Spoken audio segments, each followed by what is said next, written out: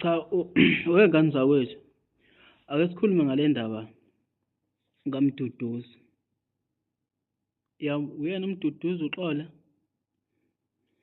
So namhlanje uthi into akayibanga noBig Zulu indaba yemali yengoma yakhe ethi Dear Ex yami akayenza Andenkabi record.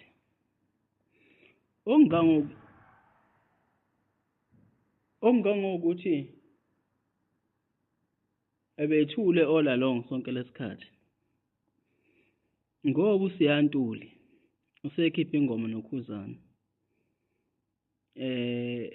Sekubukeka engathi manje usethola ithuba lokukhuluma ngokuthi kunomuntu osondelene noBig Zulu okubukeka ene-future eqhakazile modern yena.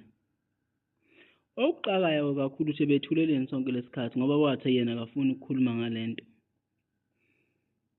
Bekumnandi eposte ingoma ethi Game On.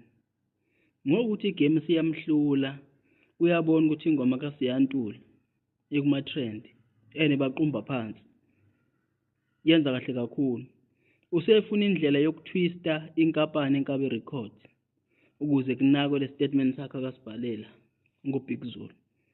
Okungelona ke iqiniso bafethu ukuthi mawusiza umuntu kumele akubonge ngalendlela akakubonga ngayo.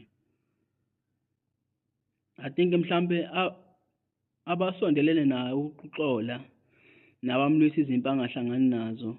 I think ukhule ngokwanele namhlanje ukuthi usangakhiphi istatement esikanjiya ekubeni asizwa ngokurekhodwa wafundiswa izinto eziningi ngegender akakuyona. But today mase kukhona abantu abasondele kuBig Zulu abaphumelelayo i-social media bavunayo, usefuna yena ukuthi umsebenzi wabo ungatrendi, uzama ukudukisa itrend. Okuthi lento leyenziwa ama-artists special kaMaskandi ukuthi ezwane namagender amanye. Mayezwana namagender amanye bese esebenzisa lento kaMaskandi kuxova kakhulu isidingo singekho. Because ekubane kuthiwa uXola akashumene nabantu bakaMaskandi abathile, ngabe akayikhulumi lento akayikhulumayo noma ngabe akayenzi lento akayenzayo.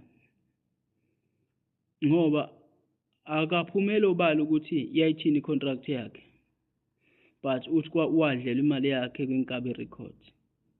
Yayithini icontract wayisayini? Uthi udinga i-podcast akazoshutha kuyona achaze ngoba akanamandla okuthola amathuba eyithubelanele edeshini enkulu. Ake siqhubeke silinde. Kodwa kwathi uKhuzana sizogcina silinqaba usizo labantu babona.